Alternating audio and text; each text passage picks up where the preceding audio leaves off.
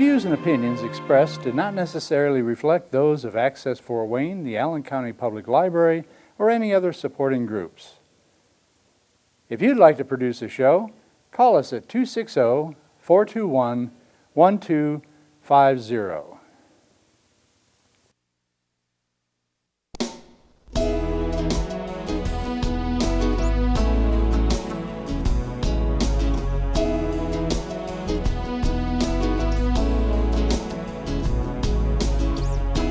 Let me be your lighthouse so I can show you the way. Let me be your shining light, I'll keep you from drifting away. I'm the one that makes you try when... Hello, this is Patty Hunter of Patty's Page. Welcome to my show. Today's special guest on Zoom is Mr. Bruce R. Haines. Well, And he is President and General Manager of Fort Wayne Public Television, Inc., PBS or WFWA. all true. All true. And All it's true. a pleasure to be with you, Patty. Thank you for the invitation. Thank you. I've been on for 14 years, kiddo. Which is tremendous. I mean, that's longer than many television programs. It really is. Even the one of the commercial television. Commercial television, exactly. Yeah, that's quite the record. Thank you. And welcome to my show, Bruce. Would like to ask you several questions if I may. Sure. Where were you born and raised? Well, I am an East Coast import. I was born in Upper Darby, Pennsylvania. It's a Philadelphia suburb, side community. Right. And so Delaware County, southeast part of Pennsylvania there, was home. Technically, I lived in Broomall, Broomall. It's on the way on State Road, their State Road 3, Westchester Pike, all the way out to the county and the country beyond the city. It was also home to high school and, just like a lot of communities, you're close enough to the city center. If something big is happening in Philadelphia, you can go there, or if you want to get away from there, 1 hour you're in the Poconos in this direction, and 1 hour you're down at the shore in that direction. Who had influenced you as you were growing up? A couple of folks. Steve Allen was one of those that I admired, and many will still know Steve Allen, the founder of the Tonight Show before Jack Parr. He had an incredible mind and humor, and I thought, it'd be nice whenever I grow up, and I'm still working on that maybe I can become Steve Allen. I also thought it would be kind of neat to be Dick Van Dyke. He's a good one. I think he would be also someone, and both of these gentlemen all played in the communications field before they found themselves on your small screen in your home. And of course, Philadelphia had Mike Douglas for a number of years as an afternoon talk show host with the Group W company. And so there were some of those things. I was the kid who sat out in the backyard on a lawn chair with his portable radio and those 3 shortwave bands. And on any given night, just kind of tune the dial to see what you could bring in, So that was sort of an influence as well of just what was going on in media writ large, at that point. But lastly, there was a fella on WIP radio, AM station, before it became all sports here of late. But it used to be the home of good middle of the road music. It was your whoa-whoa. It was Bob Sievers with you. They were all very friendly, personable on-air hosts, and there was a morning host there named Ken Garland. And I thought, I'd like to be a little bit of Ken Garland too. He was going to be your cruise director for the day. Everything's going to be fine. And after the Carpenters sing, we'll come back and give you the weather forecast, So So when you became older person, of course, what school did you go to get majored in what you have? yeah. So after high school in the Broomall, Newtown Square area, I found a place to call home at Westminster College in Pennsylvania. About 1,600 student body, but the really great thing was for a radio to TV major, you had an opportunity to really access the equipment. You could go to a Syracuse or an Ithaca or other significant broadcast schools and wait forever to get into the production studios to see what trouble you could cause. But at Westminster, it was all right there for you. So while I was there, I had the opportunity to major in 2 degrees, with 2 degrees, one in speech and theater, that was the radio one, and the other was religion. So I stayed the course with the broadcast degree, and after graduating in 1977. Wow, you're much younger than me.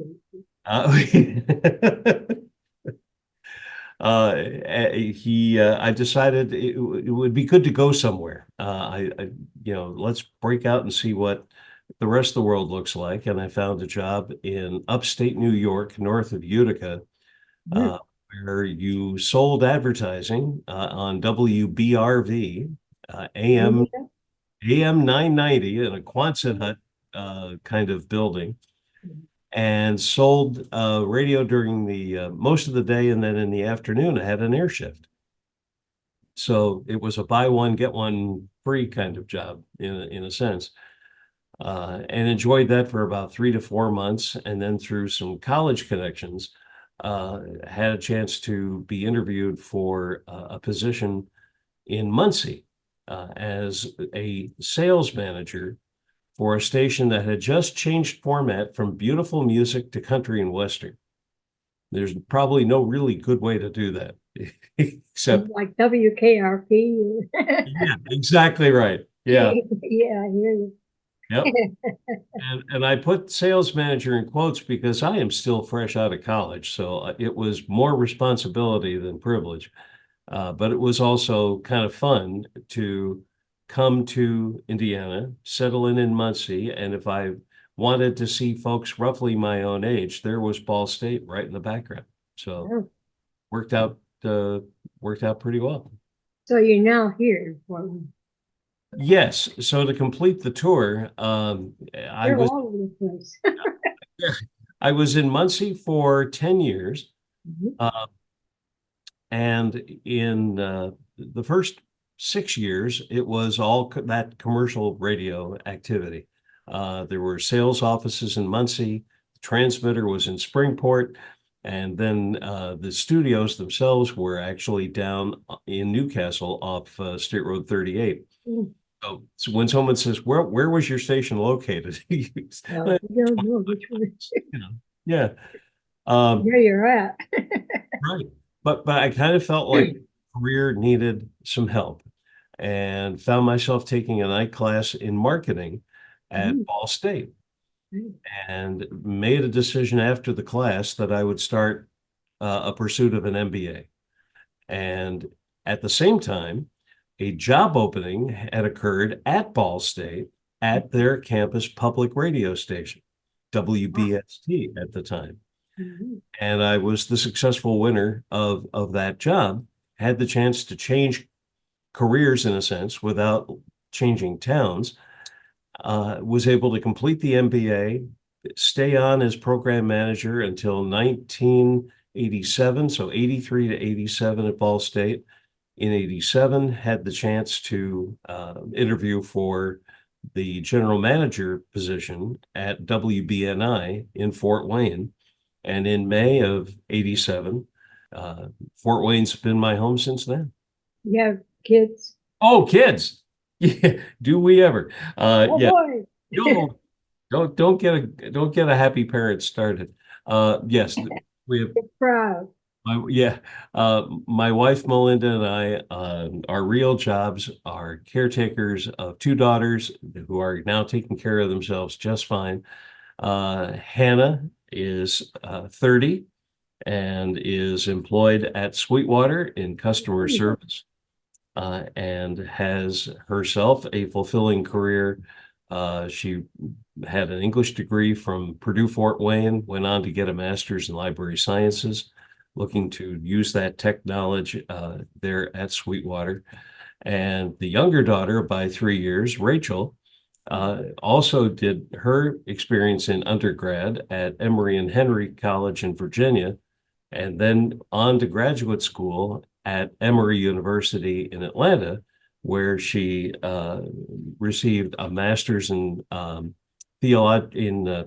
Masters of Divinity, excuse me, from the school there in Atlanta. So she's currently working in student life at DePauw University in Greencastle. So we have her closer to home, and Hannah literally steps away in our home, awaiting for a shift in the job market so she can go out and be a homeowner. Mhm. And so we're having a lot of fun with that. And yeah, in the midst of all the parenting along the way, after 20 years at the public radio station, a job came open at public television for a GM, and that was 2008. You know who, I know the person who dedicated the building here in Northeast Fort Wayne, PBS, WFWA. His name is Rudy. You know Rudy? And Rhonda? Ah, yes. Yes, the Cashmans, Dr. and Mrs. At the time that I started here at the station, the building in which we're located on Coliseum Boulevard across the street from Purdue Fort Wayne proper was that structure was built in the early 2000s. Prior to that, we were in 6,000 or so square feet over on Butler and Hillegas Road, I know where that is. where all the towers are located. And then the building now is 4 times that size. We're 24,000 square feet. But helping to make that building happen came through the philanthropy of Rudy and Rhonda. And it was, as I understand it, a very timely contribution for helping to bring the capital campaign around third base and over home plate and Right. score a big one for the community. So it was a wonderful opportunity, and we actually have the largest broadcast production studio in the state of Indiana, Wow. which is a posture improver. It makes you just stand up a little taller when you hear that. What is coming up in PBS next week or next month? Any events or any exciting new shows or what? We are starting to get the information on that now. I know a lot of us don't even know what we're having for dinner tonight. And in broadcasting, everyone is 6 to 9 months out. You know, here's the content coming. Here's the latest thing that Ken Burns is working on. And of course, British comedies, Masterpiece on Sunday night is a big draw, and more of that will continue. I know that we are in the final throes of Doc Martin, which has been incredibly well received here. We ran out of shows. We're running out of. The doctor will finally take down his shingle. How about Celtic Women? Are they coming back? Celtic Woman, all things Celtic, they may well.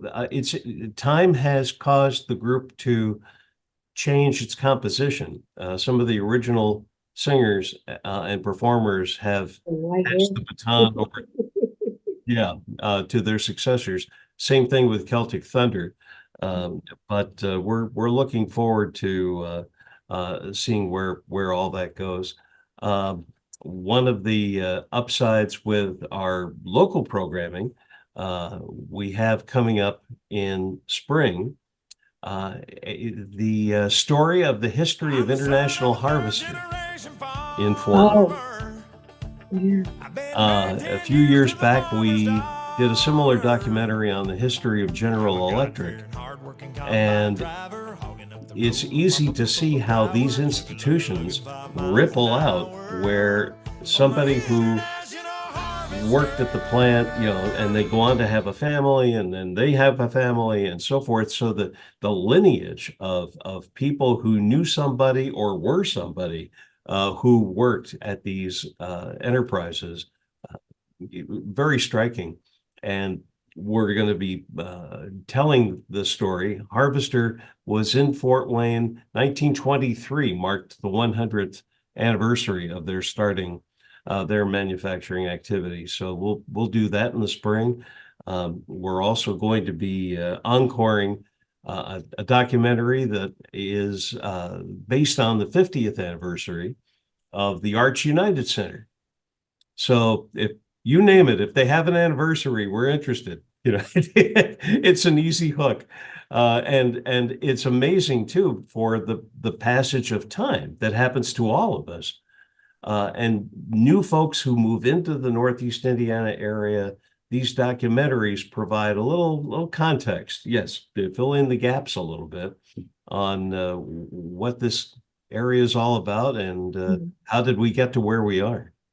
And your mission basically is what? Our mission basically is to enrich the community with engaging content.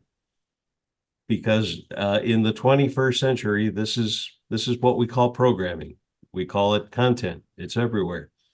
Documentaries, events, miniseries, and all. Yeah, and the opportunity to have dialogue that doesn't become incensed debate.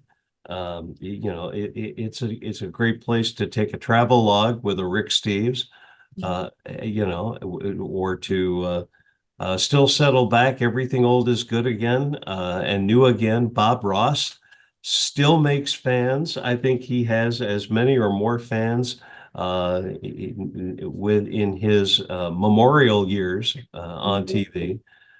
It's just amazing. So, and of course, technology has given all of us more channels on which to share all this content. PBS Fort Wayne has 5 channels now.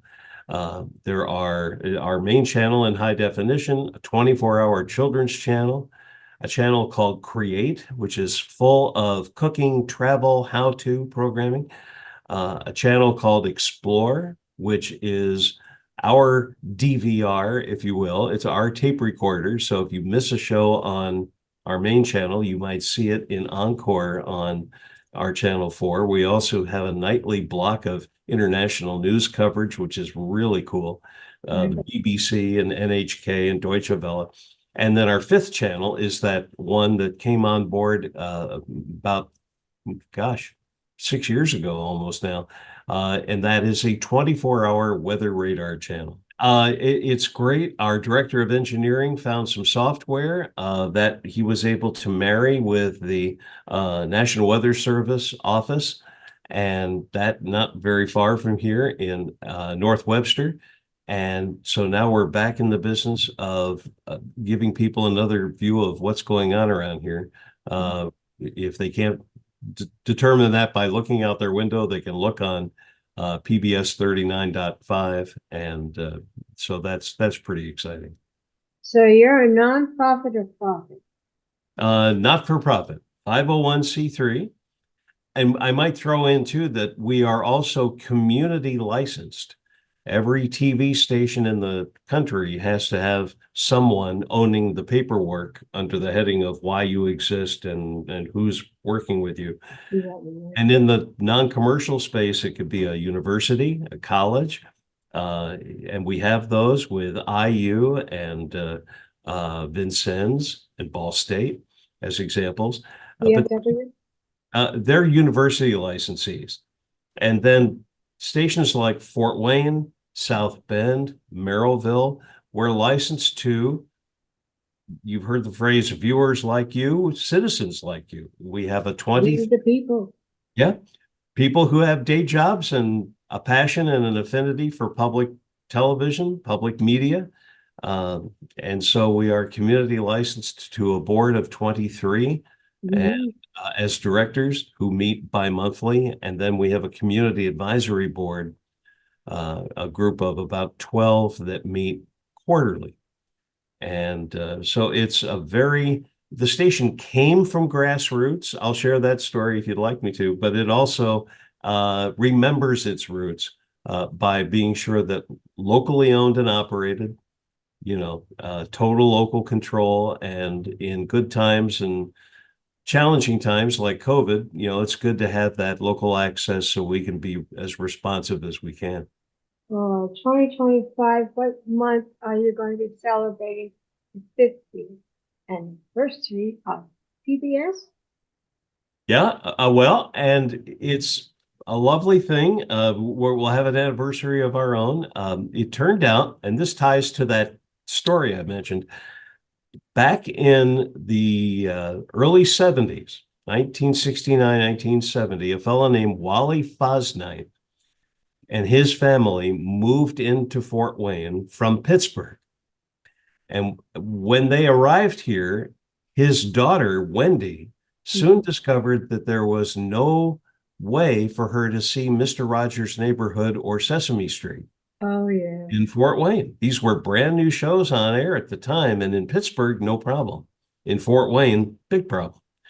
And Wally took that as inspiration and got together with his engineering colleagues, and they worked together that by the mid-70s, they developed a plan to bring Bowling Green's TV signal into Fort Wayne so that there could be at least some public television service for these national shows.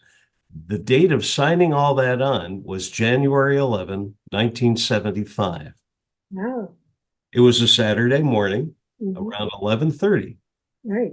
What's really cool is this coming January of 2025 also has a January 11, which is to be a Saturday. Oh, my goodness. And so we're going to borrow time around that 11:30 hour. Just Wendy, the daughter, her parents have since passed, but bless her heart, Wendy Fosnight, her maiden name, she will be in town from Washington State. Come to the station. We'll have a party, a little brunch affair, and kind of reenact the sign-on of PBS Fort Wayne 50 years ago, literally that day and hour, and then have some fun. We've produced about 50 documentaries or so over the course of our years since we became a thing. And once a week, we will share those documentaries. Some of them are truly historical, and some actually still hold up pretty well and share history. But we thought we'll just do memory lane once a week with those documentaries. We're looking to have a lot of fun with our children's event in the summer called Explorer Day at Parkview Field. Big time, fun time. We're going to fill it up with all the characters that children see on the air in the mornings, on the weekends, 3 a.m. on our channel too, if need be. 3 a.m., did you say? Yeah. Well, on our channel too, because that's a 24-hour children's channel. If the child can't sleep, so therefore the parent can't either, there's at least something on TV that they can put them to sleep. Yeah, exactly. So it's going to be a good time. What would you like to finally say to my audience? how you enjoy your work so much and how other people can enjoy doing what they're doing. Thank you. We do. There's something we're involved in now, which we have always wondered about, and some may be familiar with a show on Saturday nights called Austin City Limits. Big music show, been around forever. And we've always wondered, what's Fort Wayne's version of that? What might we do if we had the chance? That'd be good. And so we're going to explore that this year in 24. We are going to record concerts around the area, performed live in front of an audience, different places in the region, and we will put those performances together in a first season of something we're calling Summit City Sessions. All right. We will see you again, sir. I'd like to interview you again if you wish it. Because there's so much stuff we could talk about PBS. There is, and a non-commercial commercial would probably be to visit us online or give us a call. We have program information we can either mail out or you can download. But if you went to pbsfortwayne.org, that's the website, or you can give the station a call at 260-484-8839. And we have a quarterly program guide we can tuck in the mail and send that over to you, give you an idea of some of the big things that are coming along. We all sort of know what we like to watch each week, but sometimes you miss the big things, because your schedule gets in the way. So folks are happy to, very TV guide sized little publication. TV guide. Yeah, bless its heart, wherever it is today. But the reason we are even here today is because of all of the Wally Fosnites who not only helped to found the station, but also to steward the station to where we are right now. It is the public in public TV. It really is. And the whole viewers like you thing, people need to be philosophically on board as well as financially on board. And Fort Wayne is so fortunate to have great public TV, public radio. The city, the region believes in it. And every time we do a pledge drive or turn to the community for support, the viewers are there as well, because they realize that they bought that big TV for a reason. It was to show something fun in the content part. You'll learn how fun. Yeah. Put Highclere Castle back on. Show me Downton Abbey one more time. We can fill it all up and it'll all be great. That'd be great. So this is Patty Hunter of Patty's Page. Thank you, Mr. Bruce Haines of PBS. You're welcome. Thank you, Patty, so much. Take care now. Godspeed, my love, until we meet again. You're always in my heart and every dream. Don't let this time apart give in to all our fears. God will keep us close from up above. So until we meet again, Godspeed, my love.